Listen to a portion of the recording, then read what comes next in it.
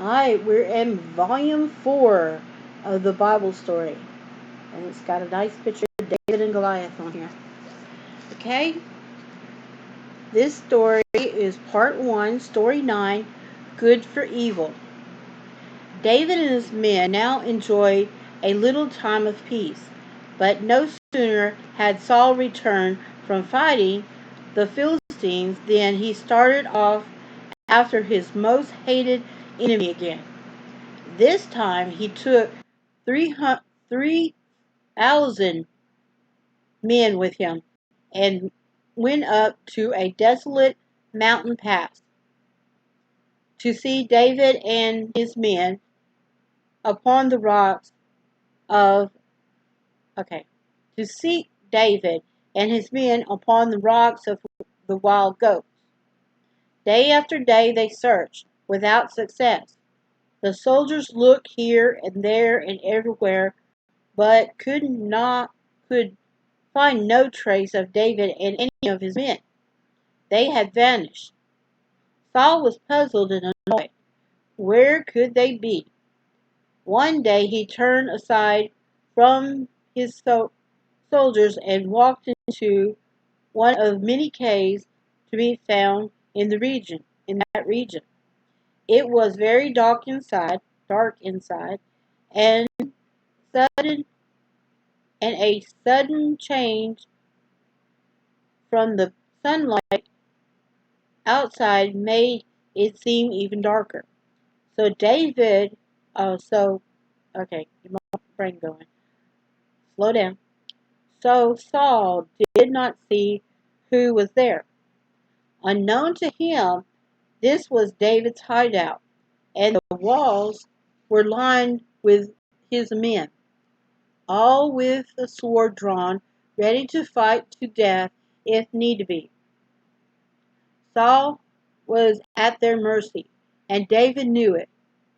Some of the men whispered to him, "This is our chance, kill him." But David would not do it. He had no hatred for Saul, only sorrow, because he was the king and the Lord's anointed, and he would do him no harm. But the temptation to play a trick on Saul was uh, too great to resist.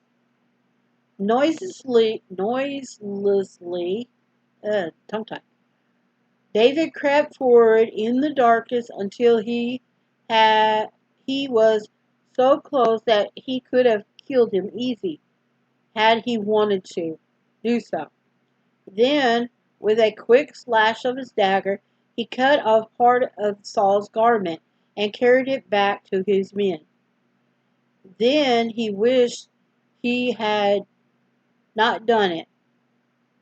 The Bible says that David's heart smote him because he had cut off Saul's skirt, and said unto his men, "For the Lord forbid that I should do this thing unto my master, the Lord's anointed." But he couldn't put it back. Meanwhile, Saul, having no idea what had happened to him, walked out of the cave and made his way towards his soldiers, who were waiting for him not far away. Suddenly he heard a shout behind him, "My lord the king." And then it has an illustration of David cutting the skirt. Here it is.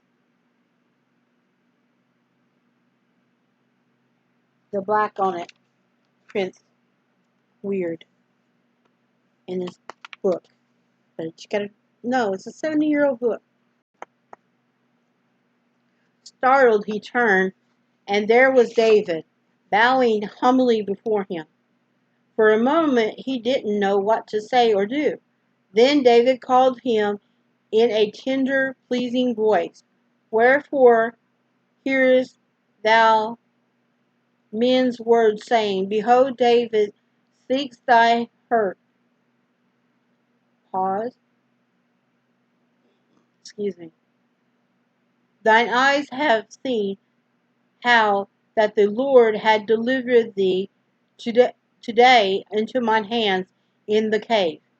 And some bade me to kill thee, but mine eyes spared thee. And I said, I will not put forth my hand against my Lord, for he is the Lord's anointed. Then he held up a piece of cloth. My father, he said, see, yea, see the for thy skirt of thy robe in my hand, for in that I cut off the skirt of thy robe, and killed thee not. Know thou to and see that there is neither evil nor transgression in my hand. Then a pause. The Lord therefore be judge, and judge between me and thee, and see, and please my cause, and deliver me out of thine hand. Saul's heart was touched. He began to cry. Is that thy voice, my son David?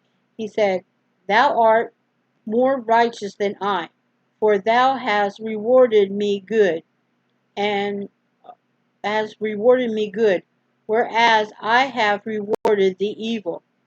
They talked together for some time, as friendly as in the happy days gone by. Then they bade each other farewell. Saul took his soldiers back home with him, and David and his men returned to their cave. There was no fighting that day.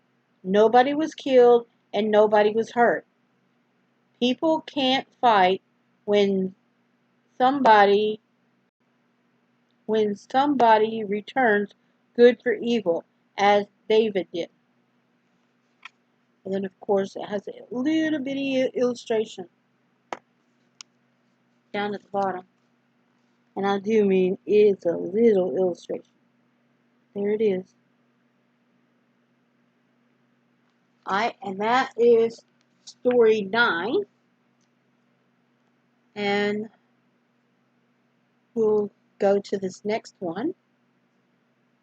Take a break, and then I'll start reading the next one. And I plan on getting this done. I think I got a few more to go. I think the last one is this one. No, there's 14. There's 14, so I'll see you. See you in a bit, okay? Let me get clarified and we'll get back to the story. But I'll see you in a bit.